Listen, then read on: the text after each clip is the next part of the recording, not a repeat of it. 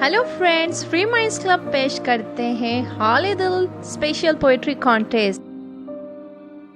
मैं हूं तहजीब फातिमा। आज इस वीडियो में पेश करूंगी अर्ज का लिखा हुआ खूबसूरत सा कलाम जिसका उन्वान है कोई ख्वाब सा जो टूट गया।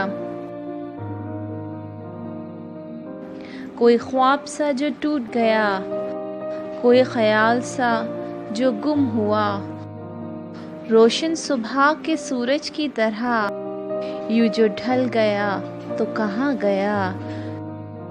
तू जो मिल गया उसकी देन थी, तू जो चला गया उसकी रजा। यूं मिलके जो तू ना मिल सका, मेरा इम्तिहान है या सजा।